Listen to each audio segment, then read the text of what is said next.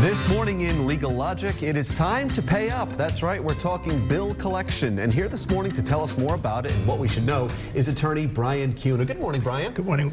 How are you? Always nice to see you, sir. Of course. Lots to talk about here. When these debt collectors come calling, when they come after us, what do we need to know? Because I would imagine there are some federal regulations in place that protect us, but a lot of people don't know exactly what they're supposed to do. Right.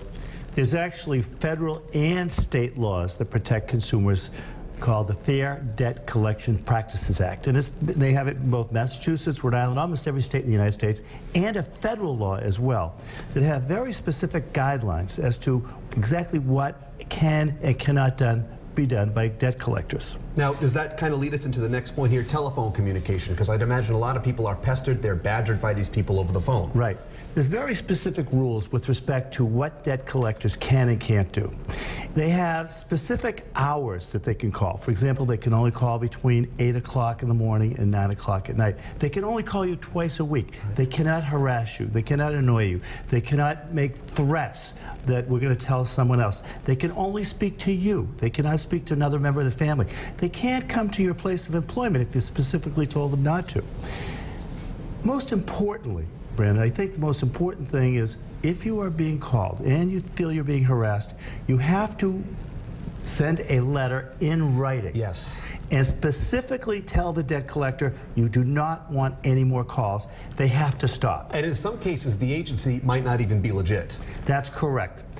If in fact you have a bill and a debt collector is calling you and you do not think you have you don't think you owe it, or you think you've paid it, you have the right within 5 days of receiving that first call to receive the information back as to the credit card application, the statement, or what they claim is owed, and they have an obligation to investigate. Okay, here's where I enter the equation. 2 years ago, the wimp that I am, I broke my pinky. I went through treatment for about a year. 1 year ago this month, I paid off the bill that I owed to this organization.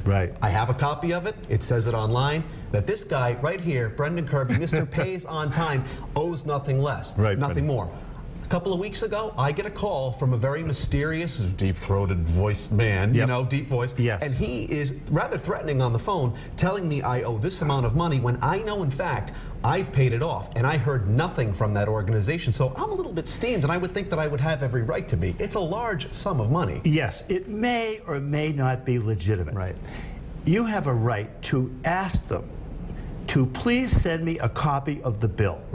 And also, you have an obligation, you have the opportunity, and they have to send it to you. And if they don't send it to you, then you can make a complaint, and the penalties are fairly severe. In Rhode Island, it's up to $2,000 or a year in jail. Well, this is, I can't a year in jail. Ryan, I can't do hard time. And I pay my bills not you. The collection agency. Just the thought of jail and me has me but the big thing is, write a letter.